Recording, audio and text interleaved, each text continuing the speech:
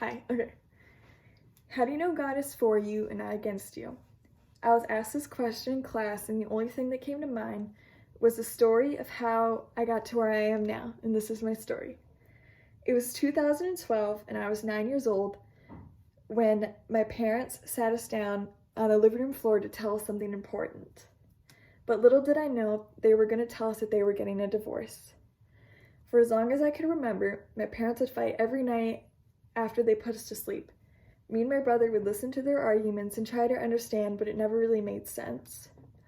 The fights would be so bad that my parents couldn't even sleep in the same room as each other. When my mom and dad said that they were getting a divorce, my heart sank. That was the first time I had ever seen my dad cry, and my sister was too young to understand what was going on. Once the divorce was finalized, my mom moved and my dad stayed at the house. That year was my last year at my old private school with all my old friends that I had been with since 3rd grade. My mom then moved to Shakopee, which is very far from where my dad lived. We had to drive about 45 to an hour each time my parents would switch. And this was very difficult for me because I was forced to move schools and now I had to wake up extra early. It wasn't hard making new friends at my school, it was just a public school, which meant I wasn't surrounded by Christians anymore. My mom started to move on and met someone and then moved in with him.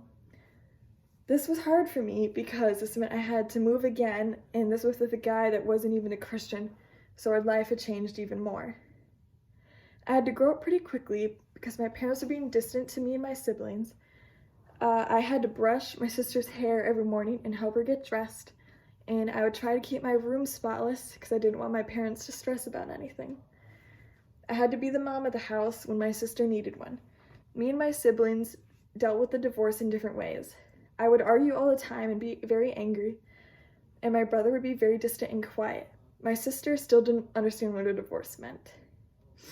I had completely forgotten about God because I thought that he had forgotten about me and my family.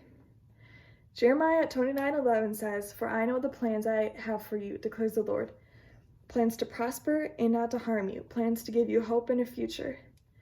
After a little while, God started to fix our family, and all of a sudden my parents started to get along. They could meet up without being angry at each other. My parents started focusing on God again, which meant God was making a way when there was no way. I remember starting to feel less stressed and more happy. And one night, sleeping at my mom's house, my dad came over and they were watching a movie together. Late that night, my mom comes into my room and wakes me and my sister up. She said to me that her and dad were getting engaged. I thought it was a dream, too good to be real. But then, when I was about to fall asleep, I realized what was happening and I started crying.